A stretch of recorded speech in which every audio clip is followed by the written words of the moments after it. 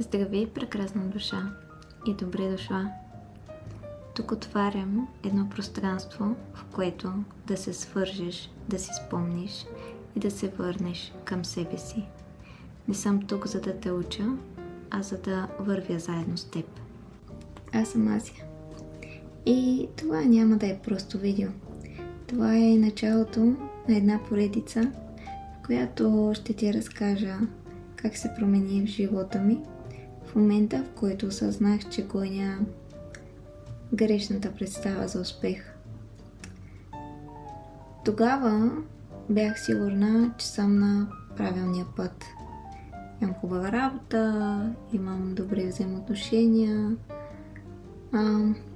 чувствах се уважавана, важна, значима, ценна. Или поне така си мислях. Дълго време успехът за мен означаваше това да се справям добре, да бъда най-добрата, да получавам хвалебствия, признание за резултатите, за лоялността, за всичко. И да, просто да бъда най-добрата. Но в един момент нещо вътре в мен започна да се пропуква. То не беше яростен глас, то просто беше като нашепване. Тихо, но постоянно. И всичко това не се случи изведнъж. То се случи бавно, но си спомням конкретния момент, в който аз взех решение, че вече няма такъв смисъл за мен. Че дори да давам най-доброто, може би не това е моята цел. И тогава вътре в мен сякаш нещо се счупи.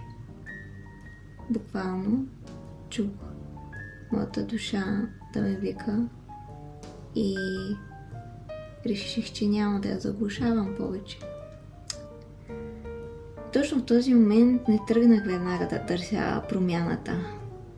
Първо помълчах, замълчах, задържах обидите и започнах да се питам: наистина ли това е животът, който аз искам да живея? Наистина ли съм щастлива или просто свикнах да се доказвам, да бъда най-добрата, да бъда доброто момиче, но не и да виждам и да слушам себе си? Да, беше страшно, беше несигурно. Чувствах самосъжаление към себе си. Но в този момент осъзнах, че нямам нужда от това. Просто си дадох време. Време в тишина, в яснота. Усетих, че съм била във версия на себе си, която беше изградена на очакванията и представите на другите за мен, но не и на моите мечти на сърцето. Днес вече знам, че това беше моментът на пробуждането. Момента, в който разбрах, че не искам просто кариера, а искам да правя нещо, което има смисъл. Което има смисъл както за мен, така и за другите. Не исках повече да се доказвам. Исках да се свързвам с хората през сърцето. И може би вече не искам да съм най-добрата. Просто искам да бъда себе си. Точно в този момент започна нещо ново. Аз не търсех учител, не търсех отговор. Просто си пожелах 2024 година да бъде годината за мен. Годината, в която просто ще избера себе си. Ще открия какво наистина искам да правя, какво наистина ме кара да грея и да светя така както преди. Да се свържа с душата си, да се свържа с себе си, да се свържа с потенциала в мен. И така, това беше само началото.